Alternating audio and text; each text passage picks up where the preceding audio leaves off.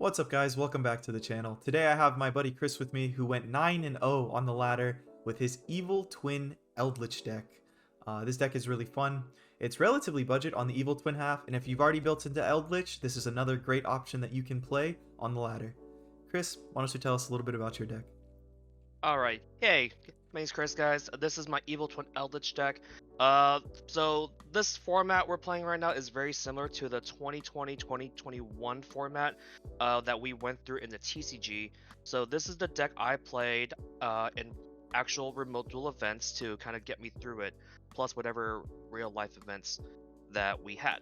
So the Evil Twin Eldlich deck is just basically, as you can see, a mashup of the Evil Twin decks and the Eldlich engine. And the amount of synergy this deck has at first doesn't seem obvious, but essentially what the Evil Twins and the Light Twins do best is to generate advantage. So what the basic rundown of the deck is that you have the two twins, Kiskill and Lila, and they essentially summon each other, and they get effects based off which card you summon. So you use this entire engine to constantly trade cards with your opponent and to draw cards. And the biggest issue of this deck is that the main monsters are really small. So with the card, let's go through with the card by card on the twins, or just a quick rundown. So as I said earlier, Kiskill summons Lila, Lila summons Kiskill. And together you can go into your Link 2s, that is the main engine. The deck comprises of SRs, which are their main search cards, which is Live Twins, Sunny Snitch. It is a tanky. I'm pretty sure a lot of you people are familiar with tanky because of Tri-Brigade. And Live Twin Home, which is essentially an emergency teleport, which running into Virtual World, you're familiar with that if you're, returning player. As Logan said, this deck is fairly budget because of it's all mainly SRs, with the only UR you need is Secret Password, which you only need to run as a one of. So going to the extra deck twins, Kiskill draws you a card when it's summoned while Lila is on field, and Lila pops a card when summoned while Kiskill is on field. The game plan for this deck is to essentially, during your opponent's turn, pop a card with Kiskill summoning Lila, and draw a card with Lila summoning Kiskill. And by doing this, you're constantly trying to stay one step ahead of your opponent. Now, with how small these are, if you notice they're only 1100, this deck lacks in firepower, which is where the Eldlich engine comes in. If you have invested in Eldlich, or have played against Eldlich, you know how annoying this deck can get, with the power of Conquistador, Huaquero, and the Golden Boy himself. These cards offer really strong removal options that your main deck cannot out.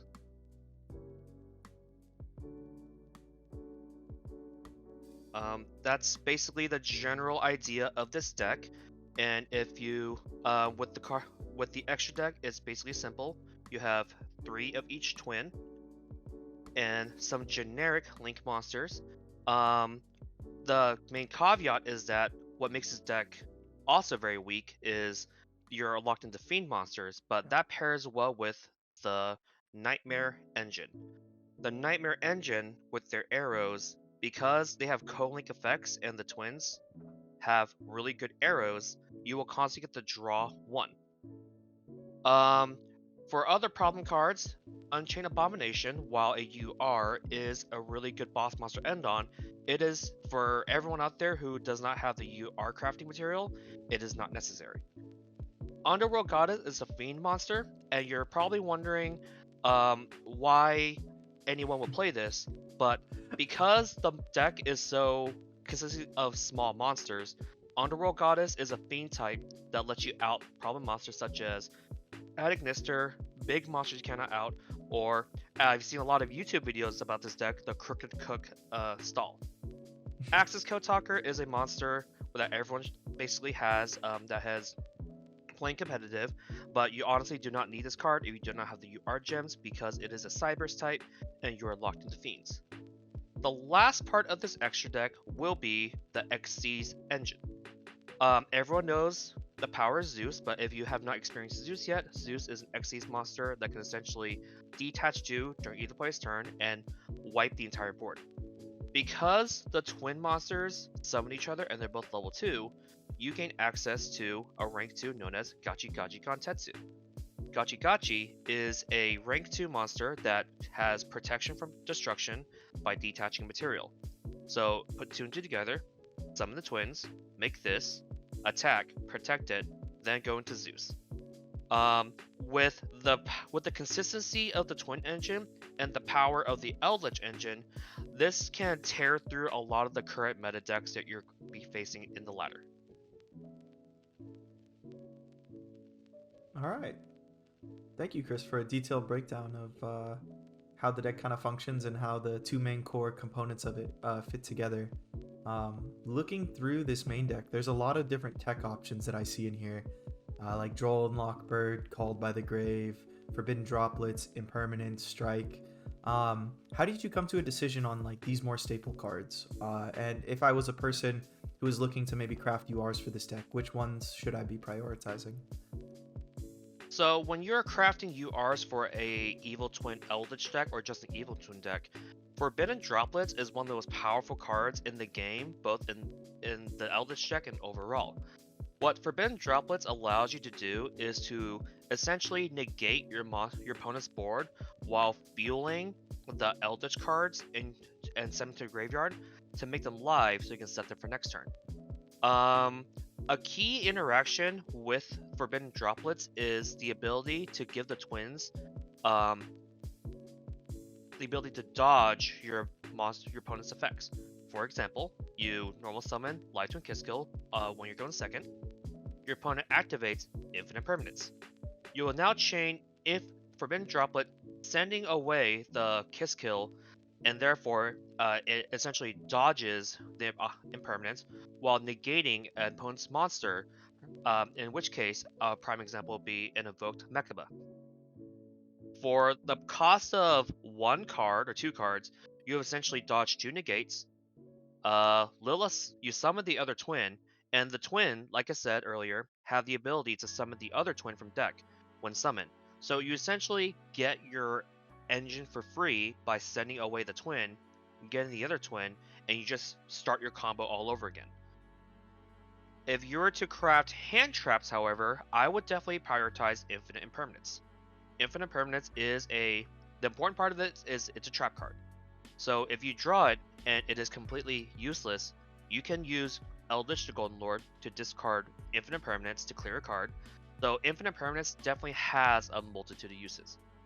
The only reason why I am opting for Droll and Lockbird is because while Max C is a powerful card, it is a UR, so you do have to invest in UR gems.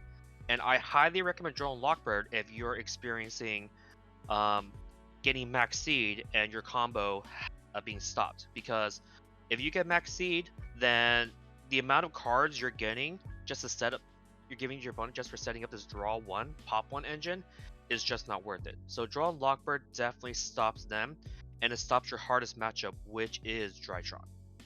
Ash Blossom is Ash Blossom. Everyone is probably running it as the most generic hand trap. And that's about it for the main deck URs. Cool. I think that definitely gives people a better idea of what to prioritize. When you're looking at a match or when you go into a duel, what are some of the better and worse matchups that you could run into with this deck? That is a very good question. I mentioned Drytron earlier. The issue with Drytron is its ability to summon a Herald that essentially gives them infinite negates because of Eva and the amount of fairies they're able to generate in their hand.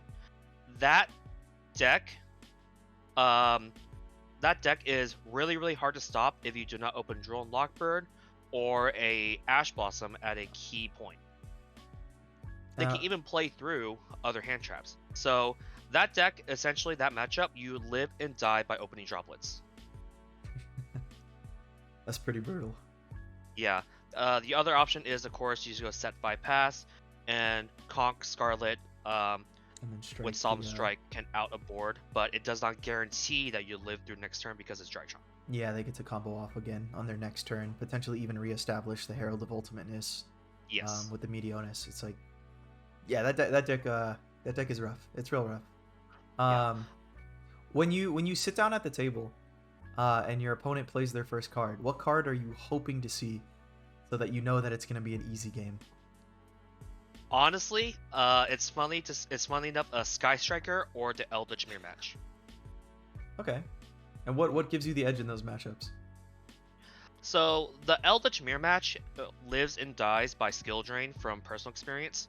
And essentially, once two Eldlich players play against each other, that skill drain and those floodgates become null and void, and it becomes a matter of resource management. So you rely, it's kind of cocky to say, but you rely on your ability to be the better player, and you rely on your experience playing the Eldritch engine.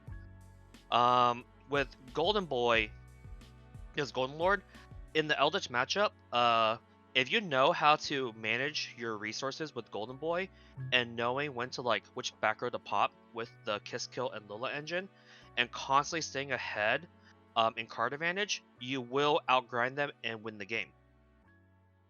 With the Sky Striker matchup, so with Sky Striker is that because the amount of searching they do, you constantly have, I'd say, 80% knowledge of what you're dealing with, and you can use that knowledge to prioritize what to destroy, what to negate, what to pop, and essentially just overall matchup knowledge. So the reason why I like this deck is because it is it is painfully average, which makes it also a good deck because it rewards you for knowing your matchups and your skill ceiling. You saying this is a big brain Eldritch deck? It doesn't run skill, so it's an Eldlich deck that doesn't run skill drain, guys. I'm pretty sure this is there's not many of that running around, guys. No, not too many. Skill drain's a pretty broken card. Yeah, I never have any issue with skill drain. Every single time they open skill drain, I just say Golden Boy effect target skill drain, and then boom, like problem solved. Okay. Yeah, looking at your deck, we've kind of touched on all the different tech cards that you play, different matchups and stuff. If you had the material to craft any card in the game to put into this deck right now, or like you say you had infinite materials, what cards would you use to upgrade this deck to like the next level?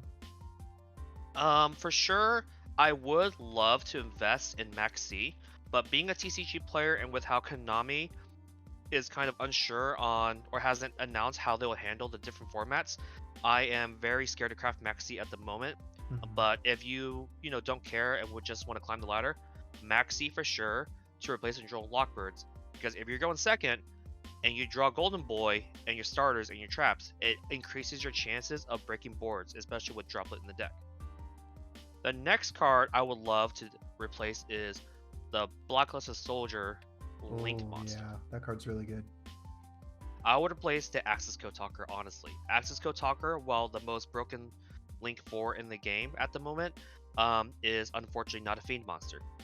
The difference between this card and this card is if you happen to have 3 materials on board while a Golden Boy is there, you can literally just immediately link into Soldier of Chaos, and it becomes untargetable, undestructible, and essentially just kind of sit there while they can't out it.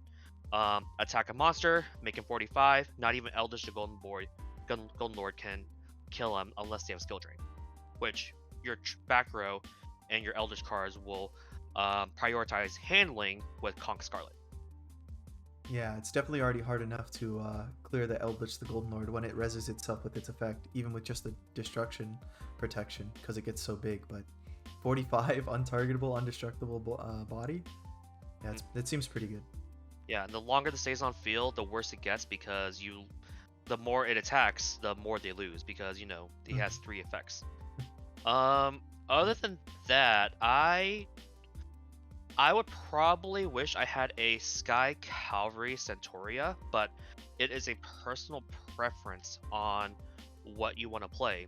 Yeah. Because Sky Cavalry is big and inherently has the ability to not be destroyed by battle, but it is not protected from card effects, while Gachi Gachi is.